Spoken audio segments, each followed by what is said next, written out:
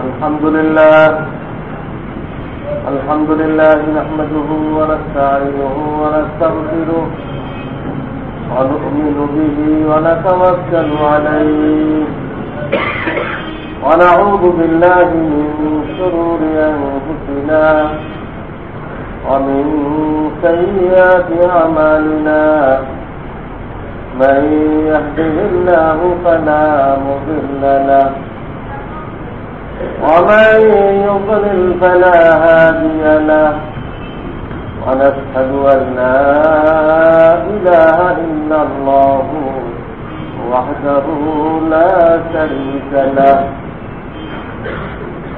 ونشهد أن سيدنا ومولانا محمدا عبده ورسوله صلى الله تعالى عليه وعلى آله وأصحابه وبارك وسلم. أما بعد فأعوذ بالله من الشيطان الرجيم. بسم الله الرحمن الرحيم.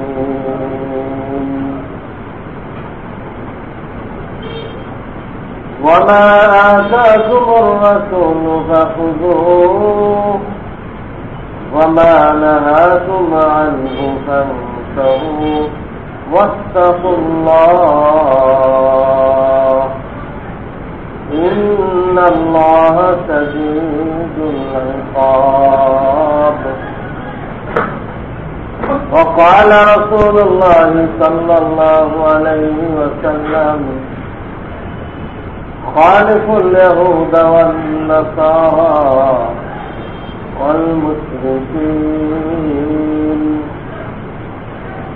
وقال رسول الله صلى الله عليه وسلم من بنى لله مسجدا بنى الله له بيتا في الجنة أو كما قال رسول الله صلى الله عليه وسلم. الحمد لله আল্লাহ রাব্বুল আলামিন আমাদের কামিয়াবির জন্য আমাদেরকে হুকুম দিয়েছেন আমার সবচেয়ে প্রিয় মানুষ মুহাম্মদ রাসূলুল্লাহ সাল্লাল্লাহু আলাইহি ওয়াসাল্লামকে অনুসরণ করো। বিভিন্ন আয়াতে তিনি এই আদেশ দিয়েছেন। আমার রাসূল যেটাকে বলে এটা করো, তিনি যেটা নিষেধ করেন সেটার থেকে বিরত থাকো, এর মধ্যে তোমাদের জন্য কামিয়াবি। কোথাও আল্লাহ রাসূল সাল্লাল্লাহু আলাইহি ওয়াসাল্লামকে বলেছেন যে আমি আপনার কাছে কোরআন এজন্য নাযিল করেছি যে আপনি এটার ব্যাখ্যা, এটার বাস্তব, এটার নমুনা দুনিয়াবাসীর সামনে তুলে ধরবেন। কোরআন যেহেতু একটা কিতাব, সে নিজে দেখাইতে পারে না যে আল্লাহ যে নামাজ পড়তে বলেছেন সেটা এইভাবে পড়তে হবে, রোজা রাখতে বলেছেন এইভাবে রাখতে হবে। কোরআন তো বলতে পারে না, দেখা দেখে।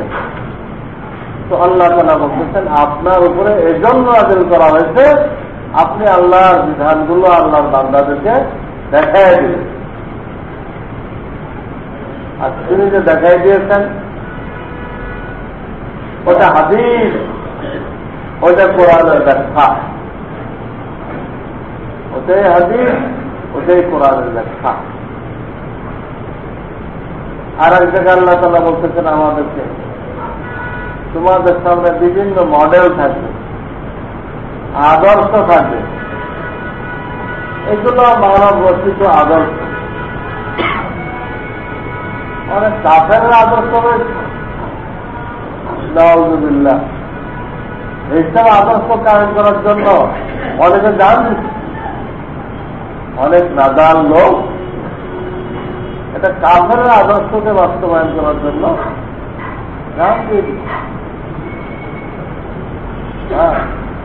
মাওবাদী গেরিলা কার আদর্শ বাস্তবায়ন করতে চায়? আল্লাহ একটা মানুষের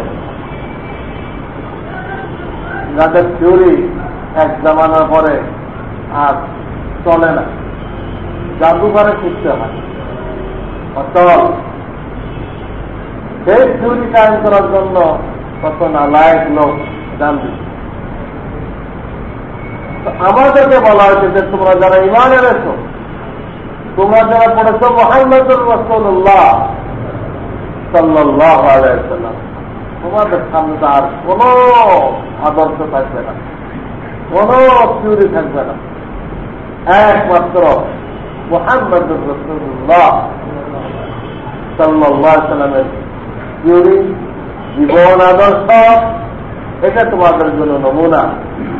লাকাদ কানা লাকুম ফি রাসূলিল্লাহি উসওয়াতুন হাসানাহ লিমান কানা ইয়ারজুল্লাহ। আল্লাহকে যে বিশ্বাস করে, আখিরাতে যে বিশ্বাস করে, তাতে একটাই আদর্শ হবে, সেটা মুহাম্মদুর রাসূলুল্লাহর আদর্শ। অন্য কোন আদর্শে তন্ত্রে মন্ত্রে সে বিশ্বাস করবে না। আর এক জায়গায় আল্লাহ তাআলা বলে দিয়েছেন, হে আমার হাবিব, আপনি ঘোষণা করে দেন, সারা দুনিয়ার মানুষকে জানাই দেন, কুল ইন কুনতুম তুহিব্বুনাল্লাহ ফাত্তাবিউনি ইউহিব্বুকুমুল্লাহ। কোরআনের আয়াত, আল্লাহ বলতেছেন আপনি বলে দেন আমি মাওলার পক্ষ থেকে, তোমরা যদি আল্লাহর মহব্বতের দাবিদার হয়ে যাবো, তাহলে আল্লাহকে মহব্বত করি, তোমাদের আর কোন রাস্তা নেই, একটাই রাস্তা আল্লাহ বলে দিচ্ছেন, আমি মুহাম্মদুর রাসূলুল্লাহকে ফলো করব, কোন রাস্তা নেই, আমাকে ফলো করো, তাহলে ওই দাবিতে তোমরা সত্যবাদী হইবা যে তোমরা আল্লাহকে মহব্বত করো। আজ থেকে মাওলা শুধু দাবিতে সত্যবাদী হবে না, বরং আরো কি হবে, রব্বুল আলামিন তোমাদেরকে মহব্বত করবেন। তোমরা আল্লাহকে মহব্বত করতে চাইছিলে, এটা তো পেয়েই যাইবা, রব্বুল আলামিন তোমাদেরকে মাহবুব মহব্বতের পাত্র বানায় নেবেন এবং রাসূলের আনুগত্যের বরকতে কি করবেন, ওয়ায়াগফির লাকুম যুনুবাকুম আল্লাহু গফুরুর রহিম। তোমাদের গুনাহ মাফ করে দেবেন, রাসূলের আনুগত্যের বরকতে তোমাদের গুনাহ মাফ করে দিবেন, এবং আল্লাহ তো মাফ করনে ওয়ালা এবং রহম করনে ওয়ালা। শূন্যত এমন জিনিস যে আমরা যে গুনাহ করে করে বিষ খাইতেছি, সেই বিষের চিকিৎসা এই আয়াতে পাওয়া গেল। বিষের চিকিৎসা হল মুহাম্মদুর রাসূলুল্লাহ সাল্লাল্লাহু আলাইহি ওয়াসাল্লামের সুন্নাত অনুসরণ। কত বড় মূল্যবান জিনিস! এই সমস্ত আয়াতগুলো সামনে রেখে উলামায়ে কেরাম বলতেছেন যে এই কুল মখলুকাতের মধ্যে আল্লাহর রাসূল আল্লাহর কাছে সবচেয়ে প্রিয়।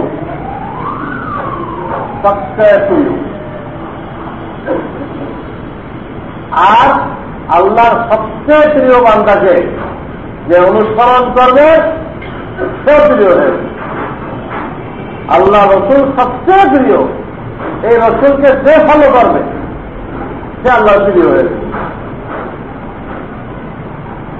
আর অন্য কাউকে যে ফলো করবে সে আল্লাহর অসন্তুষ্টির পাত্র হবে, যাদের উপরে আল্লাহর গজব নাযিল হয়েছে এটার পাত্র। এই একটা আল্লাহ রসুল আল্লাহর কাছে কুল মাখলুকাতের মধ্যে প্রিয়।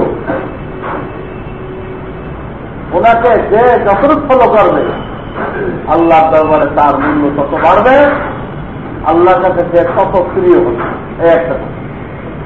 দ্বিতীয় কথা ওলামায়ে কেরাম বলেছেন, এই আয়াতগুলোর প্রেক্ষিতে যদি কেউ বলে আমি কোরআন মানি হাদিস মানব না, তাহলে সেই লোকটা বেঈমান হয়ে যায়, কাফের হয়ে যায়।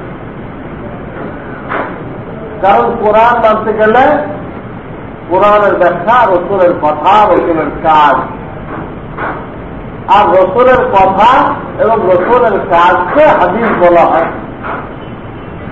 এইটাকে যখন সে অস্বীকার করল, তো অসংখ্য আয়াতের মধ্যে আল্লাহ তাআলা তার রসুলকে মেনে নেওয়ার জন্য বলেছেন। যার একটা আয়াতকে অস্বীকার করলে মানুষ কাফের হয়ে যায়, সেখানে একটা না অসংখ্য আয়াতকে সে অস্বীকার করল। হাদিস মানবে না এই কথা বলে ওই আয়াতগুলো অস্বীকার করলো, পরে সে ঈমানের গণ্ডি থেকে বের হয়ে গেল, কাফের হয়ে গেল। ইসলামের মধ্যে তার কোন ইচ্ছা নেই। এই জন্য আমাদের সামনে থাকতে হবে নবী করিম সাল্লাল্লাহু আলাইহি ওয়াসাল্লাম নবুয়ত প্রাপ্তির পর থেকে নিয়ে কিভাবে স্টেপ বাই স্টেপ তিনি সাহাবায়ে কেরামকে ঈমানের মেহনত করাইছিলেন, নামাজের মেহনত করাইছিলেন। প্রত্যেকটা জিনিস একটা একটা নাজেল হয়েছে, ওইটাকে তিনি কিভাবে তাদের ভিতরে ওটা রপ্ত করাইছিলেন, ওটার আমল কিভাবে শিখাইছিলেন, এটা আমাদের ভিতরে থাকতে হবে এবং আমাদেরকে ওইভাবে আগাইতে হবে।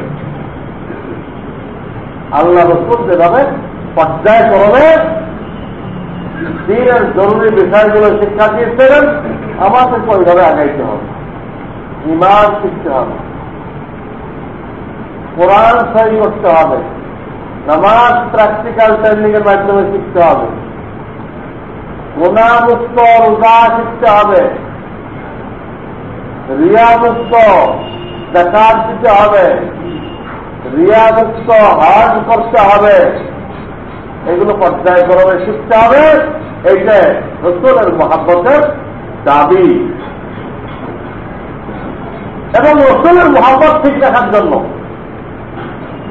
আমাদেরকে দায়িত্ব দেওয়া হয়েছে প্রত্যেকটা কাজে, আকীদা বিশ্বাসের ব্যাপারে, ইবাদতের ব্যাপারে, হালাল রিজিকের ব্যাপারে, মানব অধিকারের ব্যাপারে, সকল ব্যাপারে রাসূলুল্লাহকে নমুনা হিসেবে গ্রহণ করতে বলা হয়েছে। এবং এইখানে যাতে কোনো ত্রুটি না হয়, এই জন্য বলা হয়েছে খালিফিল ইয়াহুদা ওয়ান নাসারা ওয়াল মুশরিকিন। তোমরা প্রত্যেকটা কাজে ইহুদীদের বিরোধিতা করো, খ্রিস্টানদের বিরোধিতা করো, মূর্তি পূজকদের বিরোধিতা করো, এটা বলেছে। এবং অন্তিম মুহূর্তে তিনি বলে গেছেন যে মুসলমানদের দেশে জিজিয়া দিয়ে কাফেররা থাকতে পারবে, একথা ঠিক আছে, কিন্তু জজিরাতুল আরব যে ভূখণ্ডের মধ্যে হারামাইন শরীফাইন আছে, যে ভূখণ্ডের মধ্যে হারামাইন শরীফাইন আছে, এই ভূখণ্ডে শুধু আর শুধু মুসলমান বাস করবে। এইখানে কোন কাফেরকে ঢুকতে দেওয়া যাবে না, চাই ইহুদ হোক, চাই খ্রিস্টান হোক, চাই যে কোনো কাফের হোক। তাই অন্তিম মুহূর্তে তিনি বলে দিয়ে গেলেন আখরিজুল ইহুদা ওয়ান নাসারা ওয়াল মুশরিকিনা মিন জাজিরাতিল আরব। আরব ভূখণ্ড থেকে ইহুদ, খ্রিস্টান এবং আল্লাহর সাথে যারা শরীক করে এদেরকে বহিষ্কার কর।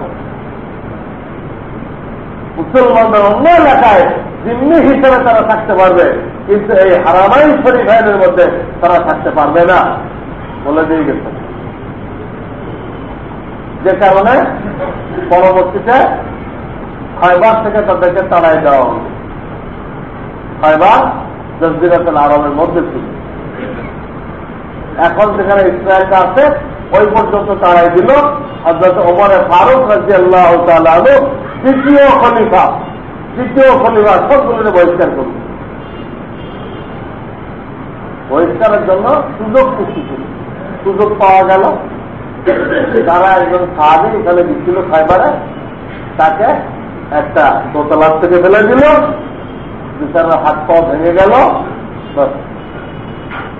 এই সুযোগে সবগুলো ইহুদিকে ভাগাই দিল, রসুলের কথাকে বাস্তবায়ন করে।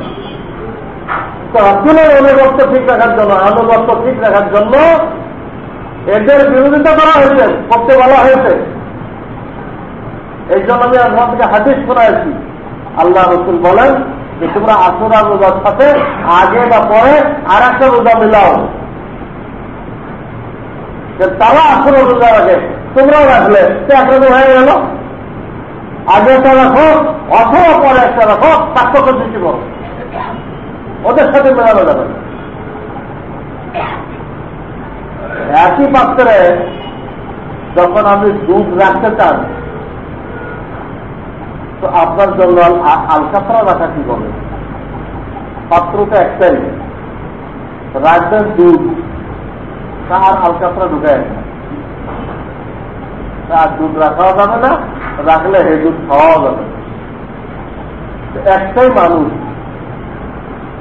তাকে বলা হয়েছে রসুল সাল্লাল্লাহু আনুগত্য করতে। হে যদি এখন ইহুদ নাসারদের আনুগত্য শুরু করে, তো মানুষটা একটাই, যে একই গ্লাসের মধ্যে সে ঢুকাই দিলে আলকাতরা, তাহলে এখন সে দুধ ঢুকাই রেখেন না, দুধ ঢুকানো তো রাস্তা থাকবে না। এই জন্য আগের থেকে সতর্ক করা হয়েছে, এদেরকে ফলো করবে না, কোনো ব্যাপারে না। ঈমান আকীদার ব্যাপারে না,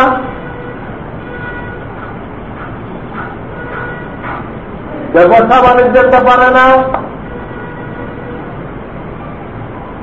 লিবাস পোশাকের ব্যাপারে না, বিবাহ সাজের ব্যাপারে না, কোন ব্যাপারে তোমরা তাদেরকে ফলো করবে না। বুঝছেন? যতটুকু তাদেরকে ফলো করবা ততটুকু তোমাদের থেকে রসুলের সুন্নাত ছুটবে। যতটুকু তাদেরকে ফলো করবা অতটুকু তোমাদের থেকে রসুলের সুন্নাত বিদায় নেবে। একসাথে হবে, এই দুই জিনিস একসাথে চলবে না। রসুলের সুন্নাতকে ঠিক রাখার জন্য ওটাকে পরিহার করতেই হবে।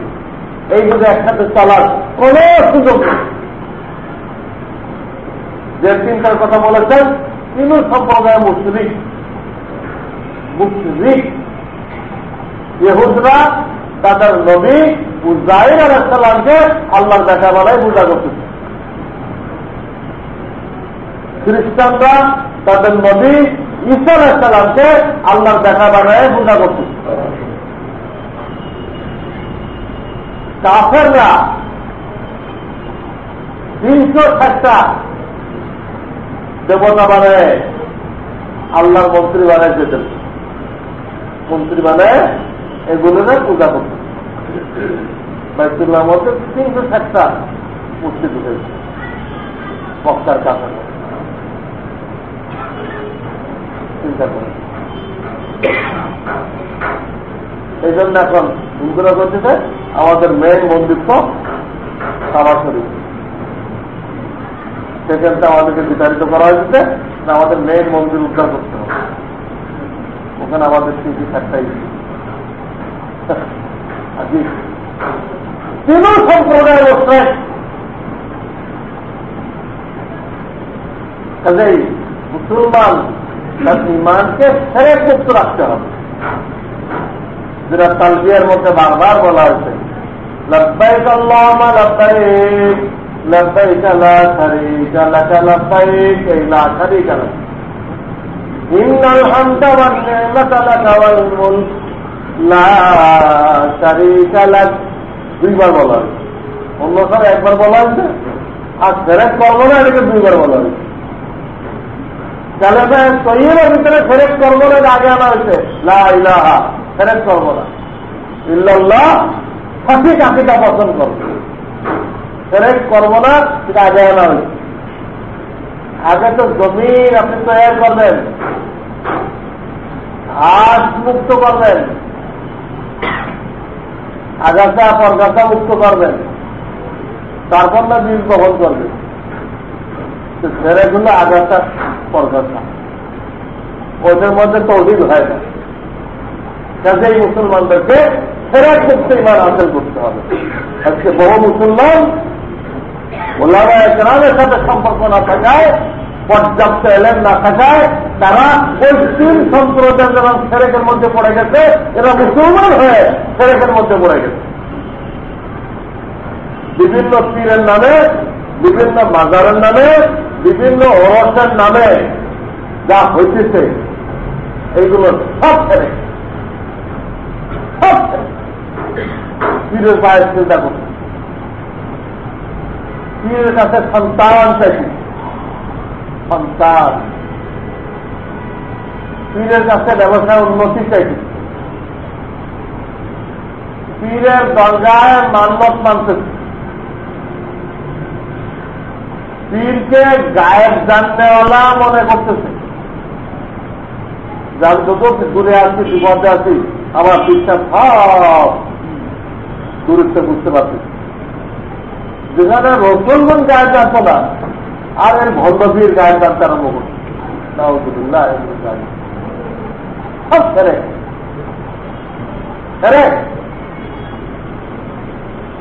তেমনি ভাবে মাজারকে নিয়ে যা কিছু করা হয়েছে, গিলাফ দেওয়া হয়েছে, ছেড়ে বাতি দেওয়া হয়েছে, সব মাজার পূজা, সিজদা করা হয়েছে, ছেড়ে তওয়াফ করা হয়েছে মাজারে, ছেড়ে মাজারের কাছে মকসুদ পূরণ হওয়ার জন্য দোয়া দেওয়া হয়েছে, ছেড়ে।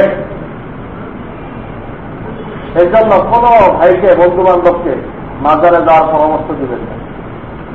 এই মাজারে যারা খাদেম আছে, এরা আল্লাহর দুনিয়ার সবচেয়ে বড় জাহেল। আল্লাহর দুনিয়ার সবচেয়ে বড় জাহেল গুলো এই মাজারের খাদেম। আপনি হয়তো জাহেজ ভাবে সব রেসানি করে চলে আসতে চাবেন, জাহেজ ভাবে সব রেসানি করে পুরা ফাতিহা পড়ে ও সবটা ওই মাজারওয়ালার জন্য বসতে দেওয়ার জন্য দোয়া করলেন, এটা তো ঠিক। কিন্তু খাদেম মানলেন না। খাদেম চিন্তা করেন, চিন্তা করেন, আপনারা চিন্তা করেন। আর বলেন যে এক প্রস্তুত কি আছে, সব হুজুর কাছে চাই নিয়ে যান। আর গলায় একটা ফাঁসি রসিও লাগাই দিন, আমার গলার ভিতরে একটা ফাঁসি রসিও লাগাই দিন, গলায় দিবে, হাতে দিবে, আর হাতে দেখবেন গলায় দেখবেন ফাঁসি রসি, ছেলে করতেছে ফাঁসি হচ্ছে। এই মাজার, এই খাদেম গুলো লোকদেরকে বেঈমান করে তারপর ছাড়ে, এর আগে ছাড়ে। এই মাজার নিয়ে যা হচ্ছে সব ছেড়ে, সব ছেড়ে। হ্যাঁ, এই জন্য এগুলো থেকে মুসলমানদের খুব দূরে থাকতে হবে। সেরেকের মধ্যে লিপ্ত হয়ে নিজের ইমানকে বরবাদ করা কোন ইজাজত নেই। আমি শুধু নমুনা পেশ করছি। ওই তিন গ্রুপ, ইহুদ, খ্রিস্টান, মুসলিম, এরাও সেরেক করতেছে। আজকে মুসলমানদের যে বড় গ্রুপ, তারাও সেরেক করতেছে। আজকে তারা যেভাবে হারাম পন্থায় পয়সা উপার্জন করতেছে, আজকে মুসলমানদের একটা বড় গ্রুপ হারাম পন্থায় পয়সা অর্জন করতেছে। তাদের তরিকা এটা, মুসলমানদের তরিকা না। মুসলমান তো হালাল ছাড়া কোনো পয়সা নেবে না, হালাল ছাড়া। ইয়া আইয়ুহার রাসূল কুলু মিনাত তাইয়্যিবাত ওয়া আমালু সালিহা। হালাল রিজিক খাও, আল্লাহর বন্দেগী করো। হালাল রিজিক খাইলে বন্দেগীর তৌফিক হয়। হারাম রেজেক খাইলে এই হারাম রেজেক মানুষকে ধাক্কায় আল্লাহর নাফরমানের দিকে নিয়ে যায়। এই জন্য হাদিসের মধ্যে আছে যে শরীর হারাম পয়সায় পালিত হলো, লালিত হলো, এই শরীরের জন্য দোজখই উপযুক্ত হবে। আর এক হাদিসের মধ্যে আছে যে কত মানুষ বহু দূর দূরান্ত থেকে বাইতুল্লাহ আসে দুই হাত তুলে ইয়া রব্বি দোয়া করতে থাকে। আল্লাহ রাসূল বলেন আল্লাহ ইস্তাজাবু লাহু, কোত্থেকে দোয়া কবুল হবে? তাআমুহু হারামুন ওয়া শারাবুহু হারামুন ওয়া লিবাসুহু হারামুন, কোত্থেকে দোয়া কবুল হবে? যে খাইছে ওটা হারাম, যে পান করছে ওটা হারাম, যে লেবাসটা পরে সেটা হারাম, দোয়া করতে গেলে কাজেই আপনাকে রেজেক হাসিল করার আগে মুফতিয়ানে কেরাম থেকে ফতোয়া দিতে হবে যে এই লাইনটা সহি হবে কিনা। ফতোয়া না নিলে আপনি বললেন ডিসটেনি 2004 কি ব্যাপার যে বহু ওলামা আছে এখানে, শরিয়া বোর্ড আছে, এই শরিয়া বোর্ডে যারা মৌলানা আছে এরা কি সত্যি মৌলানা না মৌলানা ভাসানির মতো মৌলানা? মৌলানা ভাসানির জায়গার তালাক তুলে করে মৌলানা এলাম তো ছিল না। আর এই লোকগুলো আদৌ কোনো এলাম আছে কিনা? এই লোকগুলো কোন মাদ্রাসার মুফতি? এটা খরচ কি? তারা এদেরকে ফতোয়া দেওয়ার দায়িত্ব বসেছে।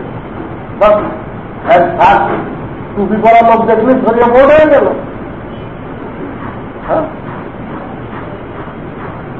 এইভাবে মানুষদেরকে ধোঁকা দাও। আজকে দুঃখজনক বহু ইমাম অর্জন পর্যন্ত এই দৃষ্টিতে শরীর হয়ে গেছে। ইমাম যদি শরীফ হয় তো মুসল্লিদের কি দশা হবে? রাবার গোবরা রাত পিছনের লোকেরা একটাদার করছে দেখি যে তোদের দিকে, তো মুসল্লিরা কোন দিকে দেখে? জাতির কি দুর্ভাগ্য। এই জন্য ইহুদি খ্রিস্টানদের থেকে স্কিম এনে আপনি অর্থনৈতিক আইন করবেন, এটা একজন মুসলমানের জন্য চলবে না। এটা মুহাম্মদ রাসূলুল্লাহ তরিকার অনুসরণ হলো না, ইবলিসের অনুসরণ হলো, ইহুদ খ্রিস্টানদের অনুসরণ হলো। লেবাস পোশাকে তাদের অনুসরণ চলবে না। তারা লেবাস পরে টাকনুন নিচ্ছে, আর মোস্টেকরা তো 10 হাত শাড়ি পরে, দুটি, এই শাড়ি পরা পরও পুরা শাড়ি খোলা। আজিব জন্তু 10 হাত পেশাই না, 10 হাত পেশাই বড় শাড়ি দেখতে পারলে না, পুরা শাড়ি খোলা। তার বিকল্প সব নজরে আছে। এরকম একটা বেকুব জাতি। তো এদের এই লেবাস মুসলমানদের চলবে না, শাড়ি খোলা না টাকুন নিচ্ছে, এই লেবাস চলবে না। শরীয়ত সম্মত আল্লাহ ওয়ালারা যে লেবাস করেন সেই লেবাস করতে হবে। কোন মূর্খ যদি এই লেবাস করে, লেবাস হলো ছেলে হাসরের ময়দানে সে আল্লাহ ওয়ালাদের সাথে উঠবে। মান তাসাব্বাহা বিকওমিন ফাহুয়া মিনহুম, দুনিয়াতে যে যাদেরকে মহব্বত করবে সে তাদের সাথে উঠবে। অনেক মূর্খ লোক আল্লাহ ওয়ালাদের সাথে উঠবে, আর অনেক শিক্ষিত লোক ইহুদ নাসারাদের সাথে উঠবে। কেন? সে ইহুদ নাসারাদের লেবাসকে অন্তর থেকে পছন্দ করেছিল, তাই তার হাসর হবে ইহুদ খ্রিস্টানদের সাথে। আল্লাহর মানা লেবাসের মধ্যে তাদেরকে ফলো করা যাবে না। হ্যাঁ, বিবাহ সাথের মধ্যে তাদেরকে ফলো করা যাবে না। ইহুদিদের বিবাহের ভিত্তি চামড়া সুন্দর হইতে হবে। ইহুদিদের বিবাহের ভিত্তি চামড়া সুন্দর না হলে এরা আগাবে না। খ্রিস্টানদের বিবাহের ভিত্তি মানে মাল চাইতে হবে, বিবাহ করলে মাল পাওয়া যায়। মুসলিমদের বিবাহের ভিত্তি যে উঁচু খানদানের হইতে হবে, উঁচু খানদান। মুসলিমদের মধ্যে যে এত শ্রেণী ভেদ যে আপনি কল্পনা করতে পারবেন। এই সুনামিতে যে ভারতের বহুত লোক মারা গেছে, আর কত জিন্দার, কত জিন্দার। তো মুসলমানের হিন্দুরা তাদেরকে ত্রাণ দিতে গেছে, কিন্তু ত্রাণটা কিভাবে দিতে কেউ বলতে চাপতে যায় না। তাদের ধর্মে উঁচু আর নিচু মিশতে পারবে না, তাহলে জাত যাবে, জাত চলে যাবে। তো দুনিয়ার মানুষকে তো সাহায্য করার সুযোগ দেয় নাই, আর নিজেরা যে দিতে দূরের থেকে ছুড়ে যাচ্ছে, দূরের থেকে সাহায্যের টাকা কি করছে, ছুড়ে যাচ্ছে, কাছে যায় না, জাত যাবে। ইসলাম কিছু নেই, ইসলাম আজীব হবে। হ্যাঁ, গরিব আমির এক প্লেটে খাইতেছে, গরিব আর আমির এক প্লেটে খাইতেছে, পাশাপাশি দাঁড়ায় নামাজ পড়তেছে, কিন্তু কাফেররা এটা পারে না, কাফেররা এটা পারে নাই, খ্রিস্টানরাও পারে নাই, কেউ পারে। তারপরে সেই কালো আর সাদা লড়াই লেগে এবং তাদের অনেকেই ইসলামের এই সৌন্দর্য দেখে তারা ইসলাম আগে আমাদের বাতিল ধর্ম, আমার ধর্মের লোক আমাকে স্পষ্ট করে না। আর মুসলমানরা হ্যাঁ যদি ততও থাকে, কেউ হাত ধরে আমাকে তার প্লেটে বসাবে, এটা তো ঠিক। সেখানে কোনো মানুষকে ঘৃণা করে। তো বলতেছিলাম এই হলো বিবাহের ভিত্তি, কিন্তু ইসলাম এটাকে ভিত্তি দেয়নি। রসুলের তরিকা এইগুলোকে ভিত্তি বানায় নাই। রসুলের তরিকা হলো দিনদারিকে ভিত্তি বানাও, দিন তারিকাতে আমি লোক এটাকে ভিত্তি বানাও, কামিয়াব হয়ে গেল। আর এটাকে ভিত্তি বানানোর পরে যদি ওইগুলো পাওয়া যায় তো ইসলাম নিষেধ করে না। ওই চিন্তাকে সৌন্দর্য, মাল, খানদান ভিত্তি বানাইতে নিষেধ করছে, কিন্তু দিনকে ভিত্তি বানানোর পরে যদি ওটা পাওয়া যায় তখন নিষেধ হবে না। কিন্তু মূল ভিত্তি দিন, যদি দেখা যায় যে দিন পাওয়া গেলে ওইগুলো নেই, ওইগুলো থাকলে দিন নেই, তো ওইগুলো ছাড়া বিবাহ করতে হবে। উদাহরণ দিচ্ছি, আমি দিন আছে ওই দিনটা নেই, ওই তিনটা আছে, দিন নেই। তা আপনি যদি রসুলের তরিকার থাকার দাবিদার হয়ে থাকেন, আর থেকে রসুল হয়ে থাকেন, তো চিন্তাকে কোরবানি করতে হবে, করে দিনকে প্রাধান্য দিতে হবে এবং আল্লাহ ওইখানে থেকে শান্তি দিবেন। আমি কিন্তু নমুনা পেশ করলাম। ইমান আকিদার ব্যাপারে তাদের বিরোধিতা করতে হবে, হ্যাঁ, রেজেক্ট তালাশ করার ব্যাপারে বিরোধিতা করতে হবে, লিবাস, পোশাক, চেহারা, ছবি এর ব্যাপারে তাদের বিরোধিতা করতে হবে, বিবাহ সাদের ব্যাপারে তাদের বিরোধিতা করতে হবে। এইভাবে প্রত্যেকটা ক্ষেত্রে মুহাম্মদ রাসূলুল্লাহকে ফলো করার সাথে অন্যদেরকে বিরোধিতা করতে হবে। কিন্তু একটা দুঃখজনক ব্রিটিশ শাসনের বিস্ফল এবং ইংরেজি তালিমের বিস্ফল, দুই বিস্ফল মিলে আজকে মুসলমানরা অন্ধ হয়ে গেছে তাদের অনুসরণ করার জন্য, অন্ধ হয়ে গেছে, পাঁচ বিচার করতেও রাজি নেই। এবং আল্লাহ রসুল যে ভবিষ্যৎবাণী করছিল এটা বাস্তবায়ন করেছে। আল্লাহ রসুল ভবিষ্যৎবাণী করছে যে তোমরা যখন দিন থেকে দূরে চলে যাবা, এলেম থেকে মূর্খ হয়ে যাবা, তো তোমরা এক এক হাতের মধ্যে, এক এক বিঘাতের মধ্যে এই ইহুদ খ্রিস্টানদেরকে অনুসরণ করবা। এক এক বিঘাতের মধ্যে বিঘাত মেপে মেপে এদেরকে অনুসরণ করবে। সেই হাদিসে আল্লাহ রাসূল বলতেছে তাদের কেউ যদি শিয়ালের গর্তে ঢোকে তো তোমরাও ঢুকবা। যাতে খ্রিস্টানরাও ঢুকছে শিয়ালের গর্তে, এই গর্তের ভিতরে ঢুকার ভিতরে কামিয়াবি আছে। কেন? একটা খ্রিস্টান ঢুকছিল, একটা খ্রিস্টান ঢুকছিল, এটা দলিল তোমাদের কাছে যেখানে ঢোকার মধ্যে কি আছে, কামিয়াবি আছে। সর্বশেষ আরো মারাত্মক কথা বলছে রাসূলুল্লাহ সাল্লাল্লাহু আলাইহি ওয়াসাল্লাম, তারা যদি মায়ের সাথে জেনা করে, মেয়ের সাথে জেনা করে তো তোমরা এটা করো। আর কি বলবে? তারা এগুলো করবে আর এইগুলো টেলিভিশনে দেখানো হবে, তাহলে মুসলমানরা তৈরি হয়ে যাবে যে এখন সভ্য জাতি। তারা কেমন করতেছে যে এইটাই সভ্যতা? নাউযুবিল্লাহ মিন যালিক। খারাপ বলে দিচ্ছে তারা মায়ের সাথে জেনা করলে তোমরাও করবা, এইরকম অন্ধ অনুকরণ তাদের তোমরা করবা, তখন তোমরা আর রসুলের তরিকার মত থাকবে না। তখন সারা দুনিয়ার কাফেররা তোমাদেরকে নিশ্চিন্ন করার জন্য এক হয়ে যাবে। বুঝছো?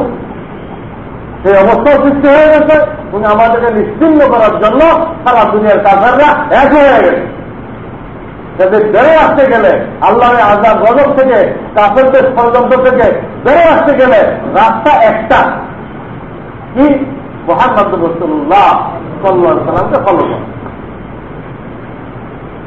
তাকে ফলো করো। আজকে স্কুল করতে গেলে পয়সার কোনো অভাব নেই, আজকে মহিলা কলেজ করতে গেলে পয়সার কোনো অভাব নেই। আছে? হুল হুল করে হয়ে গেছে, বলেন না কেন? পয়সার অভাব হয়েছে, কিন্তু মসজিদ তৈরি করার জন্য অভাব হয়েছে কেন? মহিলা কলেজ যেখানে যুবক যুবতীদের অভাব মেলামেশার সুযোগ হবে, আরো অনেক কিছু হবে যেগুলো স্বাধীনতার কারণে আমরা জবানে আনতে পারতেছি না, আপনাদের বুঝতে হবে। হ্যাঁ, সেই আগের যুগের পতিতালার মধ্যে আর এগুলোর মধ্যে কি পার্থক্য আল্লাহ বেহতর জানে, আমি জানি। এর জন্য পয়সার অভাব হইতেছে না, লোক ঝাঁপাই করতেছে।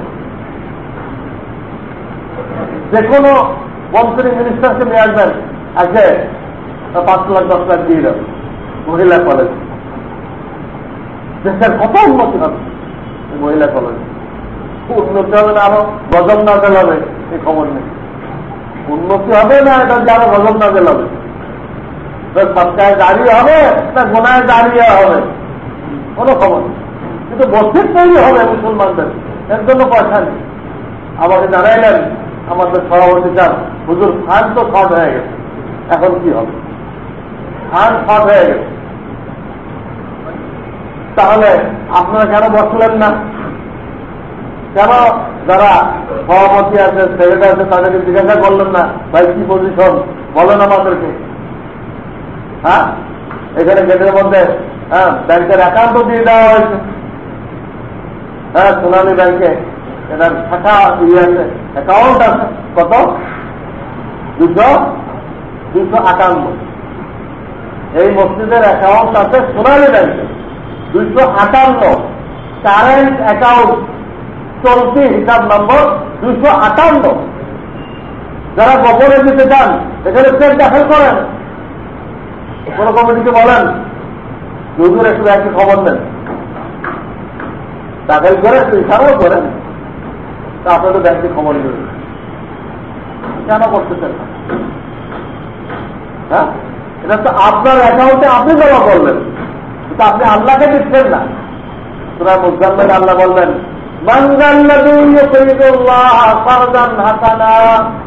আল্লাহ জিজ্ঞেস করছেন তোমরা কে কে আছো আল্লাহকে কর্জে হাসানা দিবা? তোমরা কারা কারা তৈরি আছো আমাকে কর্জে হাসানা দেওয়ার জন্য? আমি মাওলা 12 গুণ আর 13 গুণ দিব না, 100 গুণ দিব তোমার গাছের বাজারে, তো তোমার জমাকেও ধরবে না। বেকারে হিসাব আল্লাহ চাইছেন, আল্লাহ চাইছেন। সূরা মুজাম্মিল,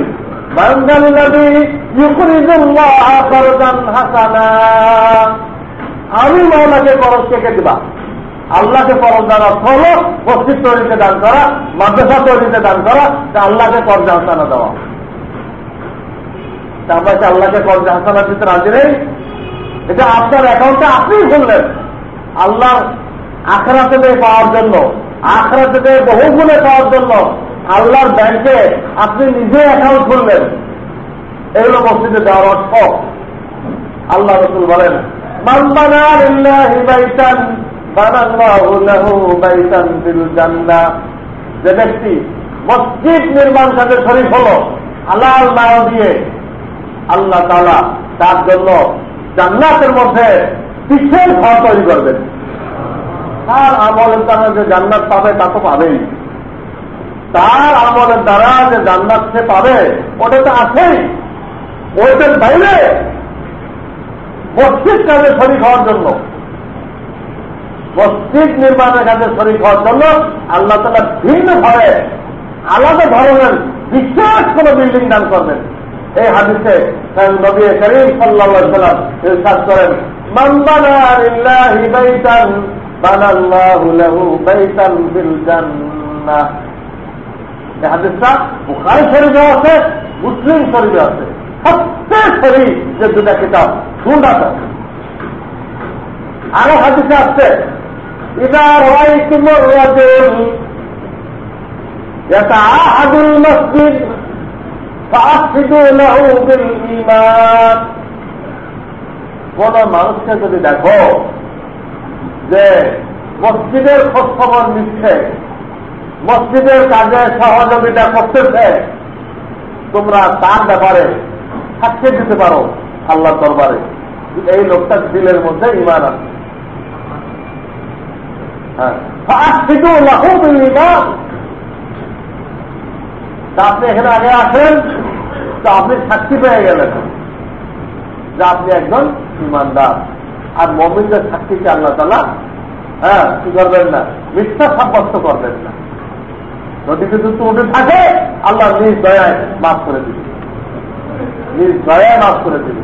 যাতে আমাদের ঈমানের সাক্ষী পাইতে হলে যে আমরা একজন মুমিন, তার একটা রাস্তা মসজিদ নির্মাণের কাজে শরীক হওয়া। এবং মসজিদ কি জিনিস, পুরা পৃথিবীর মধ্যে প্রত্যেকটা মসজিদ বাইতুল্লাহ ব্রাঞ্চ, বাইতুল্লাহর একটা অংশ। মনে করেন বাইতুল্লাহর একটা বারান্দা। একবার একজন ইহুদি বড় আলেম আসলো, নবী করিম সাল্লাল্লাহু আলাইহি ওয়াসাল্লামকে পরীক্ষা করার জন্য যে উনি সত্য নবী কিনা, সত্য নবী কিনা। যদি সত্য নবী হয় তো মুসলমান হয়ে গেল। জিজ্ঞেস করল যে আল্লাহ রাসূল, দুনিয়ার মধ্যে সবচেয়ে উত্তম জায়গা কোনটা আর সবচেয়ে নিকৃষ্ট জায়গা কোনটা? তো তখন পর্যন্ত এই ব্যাপারে কোন ওহী আসে নাই। হুজুর তো নিজের পক্ষ থেকে জবাব দেওয়ার অধিকার ছিল না, নিজে বানাই বানাই কিন্তু কইলে এই অধিকার রাসূলের ছিল, যা আল্লাহর পক্ষ থেকে আছে ওটা বলতে। তখন হুজুর আলাইহিস সালাম জিবরিল আলাইহিস সালাম আগমনের অপেক্ষা করলেন। জিবরাইল আসলো কোনো কাজে, কোনো ওহী নেই। তখন নবী করিম সাল্লাল্লাহু আলাইহি ওয়াসাল্লাম জিবরাইলকে জিজ্ঞেস করলেন যে একটা লোক আছে, সে বড় আলেম, আগের কিতাবের এই প্রশ্ন করছে, কিন্তু এই ব্যাপারে তো ইতিপূর্বে আমার কাছে কোনো ওহী আসে না। এখন তোমার জানা থাকলে বলো। যদি ইয়া রাসূলুল্লাহ আমার এলেমে তো নেই এটা, তাহলে আপনি অপেক্ষা করেন, আমি স্বয়ং আল্লাহকে জিজ্ঞাসা করি। উনি চলে গেলেন, জিবরাইল চলে গেলেন। কিছুক্ষণ মধ্যে ফিরে আসলেন। ওনাকে আল্লাহ তাআলা তৌফিক দিতেন, উনি সেকেন্ডের মধ্যে এই 7 আসমান পার হয়ে দিতেন। এমন শক্তি দিতেন ওনাকে আল্লাহ তাআলা। গেলেন, চলে আসলেন। আজকে বললেন রব্বুল আলামিন জবাব দিচ্ছেন, পৃথিবীর মধ্যে সবচেয়ে উত্তম জায়গা হল মসজিদ, আর সবচেয়ে নিকৃষ্ট জায়গা হল বাজার। এখানে জরুরত পুরা করার জন্য যাইতে হবে, যাওয়ার কোন নিষেধ না। বরং একা একা আছে, ওমা আরসালনা মির রাসূলিন ইল্লা কানু ইয়ামশুনা ফিল আসওয়াক। আমি যত নবী রাসূল পাঠাইছি প্রত্যেকে বাজারে গেছে, যাতে একটাই বুঝবে না তাদের বাজারে যাওয়া যাবে। ওটাকে নির্দিষ্ট এই অর্থে বলা হয়েছে যে এইখানে যারা বসে থাকে এদের আল্লাহ খোদার নাম মনে থাকে। এইরকম ধান্দার মধ্যে থাকে, লাভের ধান্দা। এই ধান্দার কারণে সারাদিনও একবার আল্লাহর নাম মনে হয় না। এই জন্য বাজারে একটা দোয়া, যদি কেউ বাজারে যায় এই দোয়াটা পড়ে, হ্যাঁ, লা ইলাহা ইল্লাল্লাহু ওয়াহদাহু লা শারীকা লাহু লাহুল মুলকু ওয়া লাহুল হামদু ইউহয়ি ওয়া ইউমীতু বিয়াদিহিল খায়র ওয়া আলা কুল্লি শাইইন কাদির। আমার লেখা মাসনুন দোয়াগুলো থেকে দেখে নিন, যেটা আছে মাসনুন দোয়া ও দুরূদ। এই দোয়াটা বাজার যদি কেউ পড়ে তো আল্লাহ তাআলা তাকে 10 লক্ষ নেকি দান করেন। বসতে হবে না কিন্তু এখানে আমি তো আল্লাহর নাম এমনি বলে পড়ে, এখানে পড়লে ফজিলত হবে না। যেন সবগুলো আল্লাহকে ভুলতে, সবগুলো মনে আল্লাহকে ভুলতে, ওইখানে যে আপনি আল্লাহকে স্মরণ করলেন তো আল্লাহ তাআলা আপনাকে সাংঘাতিক মূল্যায়ন করবেন। এও বলেছেন এই জন্য মনে করে পড়তে আরম্ভ করবেন। একজনের জনে পড়বেন, আপনারটা শুনে আর 10 জনে পড়বেন। হ্যাঁ, একটু কাঁচামাল কিনতে গেলে এটা পড়বেন। হ্যাঁ, তো যেটা আল্লাহকে ভুলে যায় সেটাকে নিকৃষ্ট জায়গা বলা হয়েছে, এটাকে সর্বোৎকৃষ্ট জায়গা বলা হয়েছে। তো নবী করিম সাল্লাল্লাহু আলাইহি ওয়াসাল্লাম জানতে পারলেন, তো ইহুদিকে জানাইছিলেন। ইহুদির সাথে সাথে কলেমা পড়ে মুসলমান হয়ে গেল। যে আপনি যদি নবী না হইতেন, আপনার সাথে আল্লাহর সাথে কোনো কানেকশন না থাকতো, আপনি জীবনেও এই জবাব দিতে পারতেন না। আপনি আল্লাহ রাসূল। তখন জিবরাইল বলে, ইয়া রাসূলুল্লাহ, এবার আল্লাহর সাথে এত কাছের থেকে মোলাকাত হয়েছে, আমার জিন্দেগি তো তৌফিক হয়নি। তো কেন? তো অন্যবার তো আমি আল্লাহর পক্ষ থেকে আসছে দূত হয়ে, এবার আমি আপনার পক্ষ থেকে কিছু দূত হয়ে, আপনার পক্ষ থেকে যাওয়ার দরুন আল্লাহ আমাকে এত ইকরার করতেন যে আল্লাহকে লক্ষ লক্ষ লক্ষ লক্ষ নূরের পর্দা দিয়ে নিজেকে পরিবেষ্টিত করে রাখতেন। সবগুলো হটাই দিচ্ছেন, শুধু 70,000 পর্দা বাকি রাখতেন। আর বাকি লক্ষ লক্ষ পর্দা কি করছেন? হটাই দিচ্ছেন। এত কাছের থেকে আমি আল্লাহ আওয়াজ শুনতে পাইছি, এখান থেকে আল্লাহ জিয়ারত নসিব হয়েছে। রসুলের দূত হয়ে যাওয়ার কারণে আমার বলা উদ্দেশ্য, আল্লাহ রসুল বলতেছে এইটা সর্বোত্তম জায়গা। কাজেই এইখানে যখন আপনি শরীর হয়ে গেলেন তো আপনি জান্নাতের ভিতরে স্থান করে দিচ্ছেন। এইখানে শরীর হওয়া মানে জান্নাতের ভিতরে আপনি স্থান করে দিলেন। কাজেই আপনাদের কাছে আমার বিশেষভাবে আবেদন, যেটা শুরু হয়েছে এটার কার্যক্রম স্থগিত না হয়। কাজেই দরকার হয় আপনার মহল্লার বিত্তবান লোকেরা বসেন, হ্যাঁ, বসে ভাগ করেন, দায়িত্ব নেন। হ্যাঁ, আমি একটা কলমের দায়িত্ব নিলাম, আমি একটা ভিমের দায়িত্ব নিলাম, বা আমি একটা ব্যাগ সিমেন্টের দায়িত্ব নিলাম, যেটা আপনারা সুবিধা মনে করেন করে এই কাজটা চালু রাখতে হবে। কাজটা চালু রাখতে হবে। এখন আমি বলতেছি এটা একটা ভালো খরচ হয়, ব্যাংকের ভিতর দাখিল করলেন, অসময় আপনারা একদিন সময় করে বসলেন, বসে জানলেন যে পজিশন কি, এই মুহূর্তে কি লাগবে, কেউ রড পাঠাইলেন, কেউ সিমেন্ট পাঠাইলেন, পাঠাই দিলেন। নগদ টাকাও লাগবে, মানে মিস্ত্রিদের কি দেওয়া হবে, এগুলো আপনারা বসে সকলে মিলে আল্লাহর কাছে তৌফিক দিচ্ছেন। যে অল্প করেন গরিব, অল্প শরীর হবে, কেন এক হাতির কাছে যে চোরণ বাসার মতো একরূপে দিকে অংশগ্রহণ করে, আল্লাহ তাআলা তাকেও মাহরুম করবেন না, তার জন্য বেসতে আল্লাহ তাআলা ব্যবস্থা করবেন কিছু। ওই হাতিতে আছে চোরের বাসার মতো এতটুকুর ভিতরে দিকে অংশগ্রহণ করে, যে গরিব রিক্সা চালানোওয়ালা সে এতটুকুর মধ্যে অংশগ্রহণ করতে পারে এবং তার 100 টাকায় সে 1 লাখ টাকা নিয়ে আনতে পারে। কারণ বড় কোরবানির পয়সা, এটা বড় কোরবানির পয়সা।